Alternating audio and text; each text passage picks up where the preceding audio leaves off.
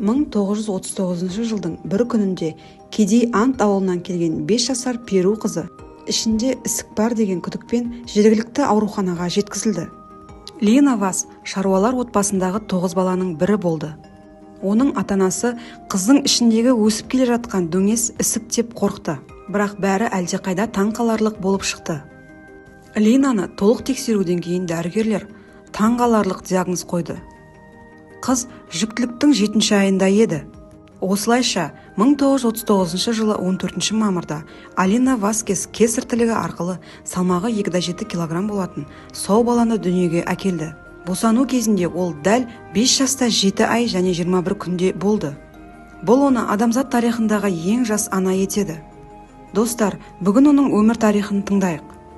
Сонымен Лина Ванесса Медина Васкес 1933 жылы 27 қыркүйекте Перудағы Рангав шағын қаласында дүниеге келген. Оның әкесі Чибурсея Медина жергілікті зергер болған. Ал анасы Виктория Лос Линадан басқа отбасында тағы 8 бала болған үй мен балаларды қарап отырған. Қыздың балалық шағы оның барлық құрдастары сияқты қалыпты өтті.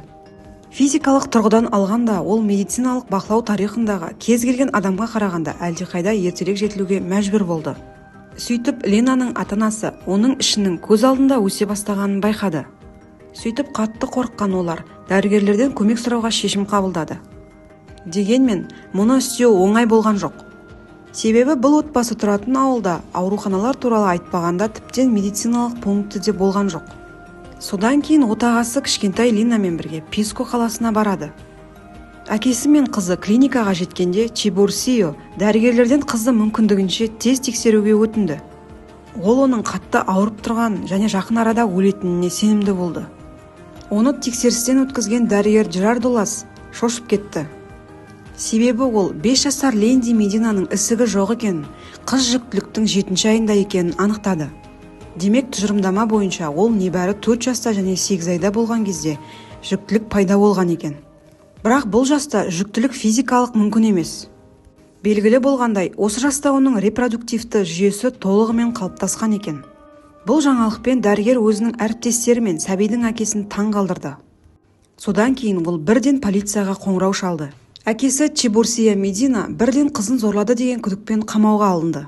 Алайда ол көп ұзамай босатылды. Себебі оған қарсы ешқандай дәлел болған жоқ.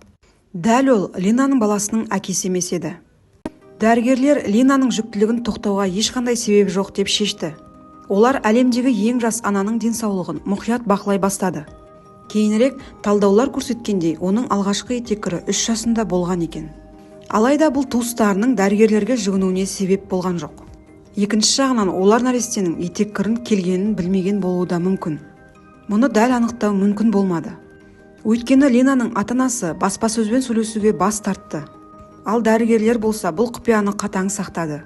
Писка клиникасында нәресте Линамен алғашқы кездескеннен кейін доктор Жерардоласы жүктіліктің қалай өтетінін бақылауды жалғастырды.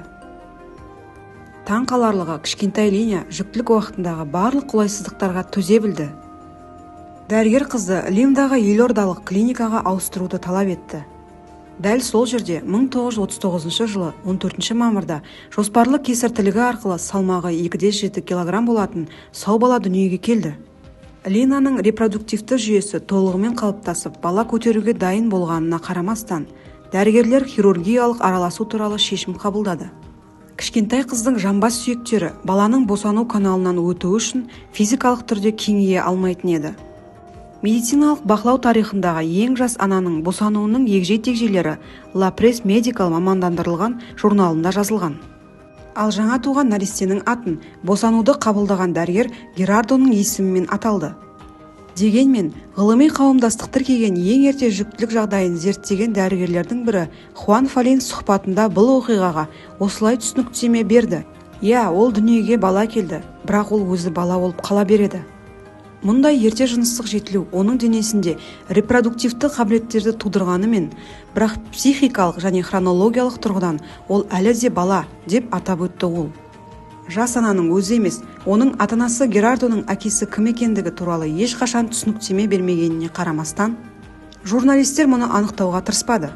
Алайда Линаның өзі де баспасөзбен сөйлесуге келіскен жағдайда да Ол тұңғышының қалай және қандай жағдайда пайда болғанын есіне түсірмеуі мүмкін еді. Өйткені ол кезде ол 5 жасқа да толмаған еді. Қыз тіпті баланың әкесінің түрін де білмеуі мүмкін еді. Өйткені бұл жүктілік деректерге сүйенсек, зорлық-зомбылықтан кейін пайда болған еді. Бұны отбасы да растайды. Бірде туыстарының бірі қызды өзенге кір жууға барғанда зорлауы мүмкін деген анықтама айтты. Себебі кір жуу оның үйдегі міндеттерінің бірі еді. Полицияның бұл істі тергеуге бағытталған барлық әрекеттері сәтсіз аяқталды. Линаның әкесі мен басқа туыстарының жүктілікке қатысын дәлелдеуге мүмкін болмады. Сонымен қатар оның отбасы көптеген ғасырлар бойғы бұрынғыдай шамандық дәстүрлер күшті болған Перу үнді қауымдастығының бөлігі болды. Тіпті 20 ғасырда да көптеген мерекелер оргиямен аяқталатын еді. Лина да соның құрбаны болуы мүмкін. Тергеушілермен тіпті келіскісі келмегенінен болжау қиын емес. Көптеген институттар мен ғылыми зертханалар Линаның организмін зерттеуді армандады. Ғылыми тұрғыдан алғанда дәрігерлер үшін бұл жағдайлар нағыз феноменге айналды. Тұңғыш баласы дүниеге келгеннен кейін әлемдегі ең жас ана туған ауылына аттанды. Себебі оның ата-анасы қызы мен немересінен сынақ жасауға рұқсат бермеді. 10 жасқа дейін кішкентай Херардо Линаның оның анасы емес, әпкесі екендігіне толық сенімділікпен өсті. Чебасур және Виктория ата-әжелері емес, ата-аналары сияқты еді. Босанғаннан кейін 1 жылдан кейін түсірілген мұрағаттық фотосуреттер де бар. Ол кезде кішкентай Херардо анасымен бірге ойнайтын және олардың ортақ ойыншықтары бар еді. Осы уақыт ішінде қыздың босануын қабылдаған дәрігер Ласада оны ешқашан қалдырып кетпеді және ұлының денсаулығын қадағалады. Кейінірек дәрігер Херардоға жақсы білім алуға көмектесті, ал Линаны өзі жұмыс істеген клиникада хатшы болып жұмыс істеуге ұсынды. Анасы мен ұлы тарихтағы ең кішкентай жас айырмашылығымен өмір сүрді. Лина 33 жасқа толғанда Рауль Хурадоға үйленіп, оған кіші Рауль атты ұл туып берді. Тіпті журналистердің өзі бұл аз ақпаратты үлкен қиындықпен ала алды. Өйткені жас әйел әлі де өзі және өмірі туралы кез келген қоғамдық әңгімеден аулақ болды. Өкінішке орай, әлемдегі ең жас ананың тұңғышы өзінен 42 жыл бұрын қайтыс болды. 40 жасқа толғанда Херардодан сүйек кемігінің қатерлі ісігін анықтады. Сарапшылар бұл ауру мен оның ерте босануының арасында ешқандай байланыс жоқ дейді. Линаның ұлы қайтыс болғаннан кейінгі тағдыры туралы да аз мәліметтер бар. Ол өмір бойы күйеуі және екінші ұлымен бірге Лимнің ең кедей аймағында тұрған деген қауесет бар. Әлемдік медицинаның тарихына енген әйел 2015 жылы инфаркттан қайтыс болды. Ол 82 жаста еді. 5 жасында өзі білмей рекорд орнатты. Бақытымызға орай осы уақытқа дейін бұл рекорд бұзылған жоқ. Сонымен бұл оқиға аяқталды. Егер бұл видео ұнаса, қолдау көрсетіп, жазылуды ұмытпаңыз. Өз пікіріңізді білдіре кетіңіз. Келесі кездескенше.